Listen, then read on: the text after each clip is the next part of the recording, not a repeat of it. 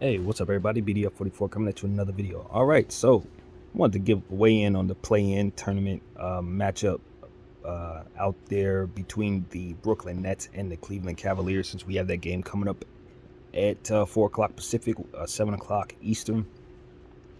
Um, it's going to be a hell of a matchup.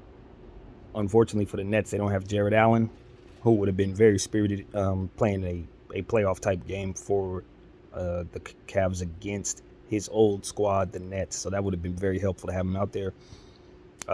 It's just tough, man. I don't think you can look at play-in tournament games like you would look at playoff series, obviously, because of a plethora of reasons. One being obviously it's just one game, and because it's just one game, just because the matchup looks good in terms of your playoff matchups or what have you, if you're only dealing with one game, anything can happen in one game.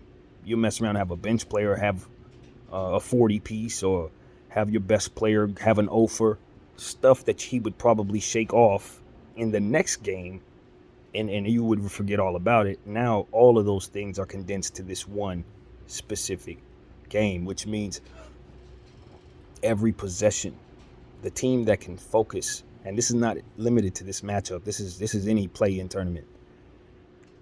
The team that can focus on making sure that every possession matters, regardless of who they have on the floor at a given moment, and the coach that can keep the matchups on the floor that give him the advantage throughout the period of the game. Timeouts are obviously important.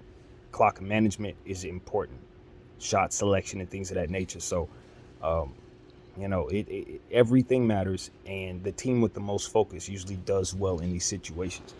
Now, what I'm looking to see is Darius Garland.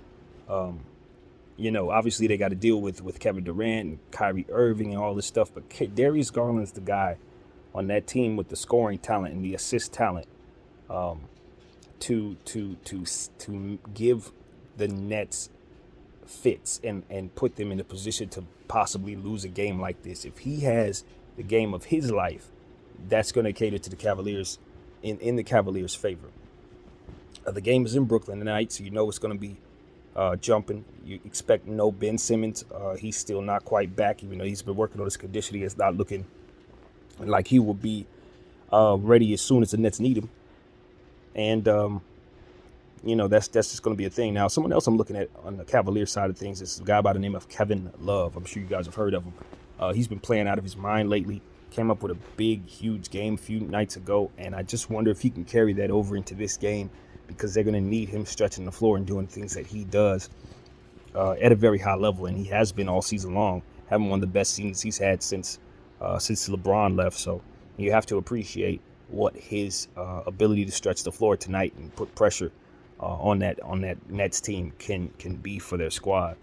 Obviously, Evan Mobley, you can't mention the Cavs without mentioning Evan Mobley. He's going to hold down the center position for them.